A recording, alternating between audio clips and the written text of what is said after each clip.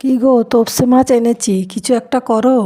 যেমন বলা তেমন কাজ। খুব ভালো করে ধুয়ে নুন একটু হলুদ মাখিয়ে রেখে দিলাম 2 ঘন্টা ধরে। তারপরে একটা পাত্রে বেসন, কালো জিরে, নুন, হলুদ, শুকনো লঙ্কার গুঁড়ো, জিরে গুঁড়ো, ধনে গুঁড়ো, কাঁচা লঙ্কা দুটো কুচি আর ধনে পাতা কুচি দিয়ে তাতে একটু আদা রসুন বাটা, পেঁয়াজ বাটা দিয়ে ভালো করে জল দিয়ে মাখিয়ে নিলাম।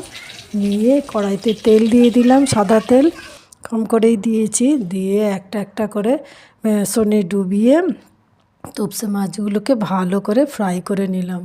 ভালো করে ফ্রাই করে দেখুন উল্টো পাল্টে দিয়ে ভালো করে ফ্রাই করে নিলাম। হয়ে গেল আমার তপসে মাছ ভাজা, তপসে ফ্রাই।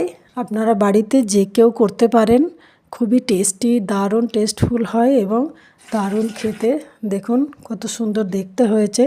যারা আমার ভিডিওটি দেখেছেন সবাইকে অনেক অনেক ধন্যবাদ জানাই।